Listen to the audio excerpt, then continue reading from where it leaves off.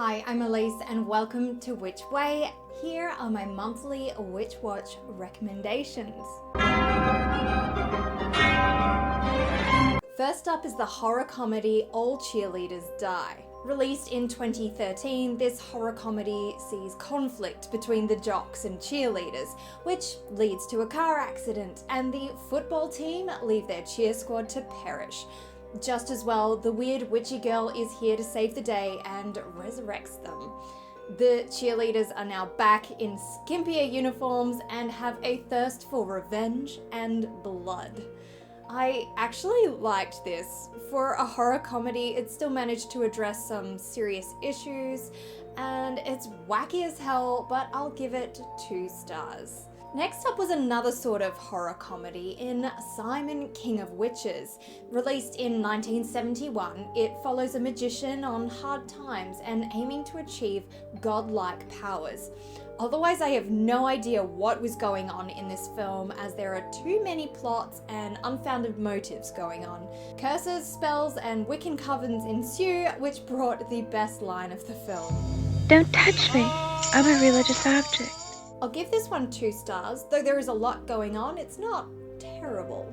Last month I watched Shamer's Daughter and really liked it, so I thought I would give the 2019 sequel a go, Shamer's Daughter 2, The Serpent Gift. Our young Shamer witch has grown up. She inherited her ability to see people's shame from her mother, and we now find out her father may have given her his own gifts, those of a black master.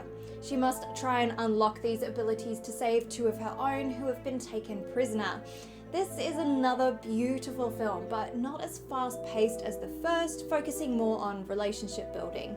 I'll give this one 2 stars, as it's still worth watching if you liked the first. The mother was recast in this sequel with Agnes Kittleson, who actually had another witchy role as Hexa in Journey to the Christmas Star.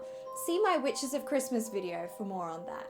Moving into series now with The White Queen. This mini-series, released in 2013, takes place during the historical fight for the English throne known as the War of the Roses. It follows one woman who becomes wrapped up in this war when she becomes queen. Her life and that of her family are now constantly at risk, as her husband's throne is less than secure. So she protects them in her own way and helps sway the tide of the war through the use of her magic. The acting is first class in this series, and the magic is gorgeous, though more of an underlying theme. And the court politics all kind of gets on my nerves, but that's maybe a good thing. For me, it gets 2 stars, though if you like that kind of thing, it's probably a 3 for you. Let me know in the comments. Rebecca Ferguson, who portrays the main protagonist, also had other witchy roles in The Kid Who Would Be King, Dr. Sleep, and the Dune remake. Next up is Witchfinder. This 2022 historical comedy follows a witchfinder escorting an accused witch to trial to try and impress the Witchfinder General in the hopes of becoming his right-hand man. But she has other plans and does what she must to survive. During their travels, the 2 must band together under a series of strange circumstances. I'm not sure what I thought about this one. The humour was a bit silly, but it pokes fun at the Witchfinder's methods, showing them as the frauds they were, and the portrayal of the real-world Matthew Hopkins was interesting. The accused witch seemed more of a supporting character, but shines through at the end, so I think I'll give this one 2 stars, but let me know what you thought in the comments. Next is the miniseries Luminaries. Released in 2021, this historical drama mystery is set during the gold rush in New Zealand.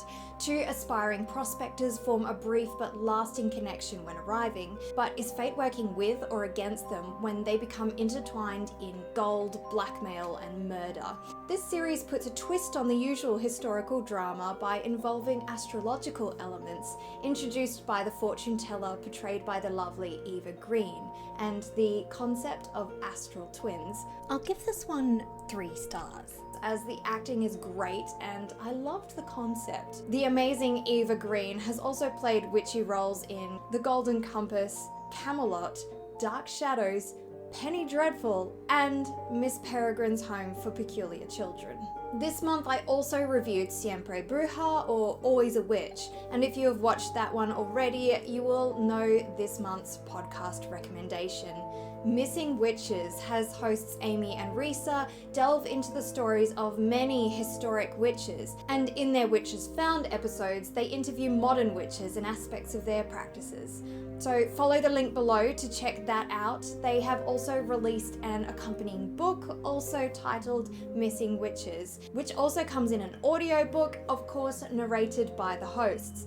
I've yet to make my way into that one, so instead this month's book recommendation is Hex Wives, the graphic novel by Ben Blacker, which ran through 2018 to 2019 and illustrated by Merker and Dolfo. It's Bewitched meets the Stepford Wives. It follows a coven of immortal witches who don't know that they are as such.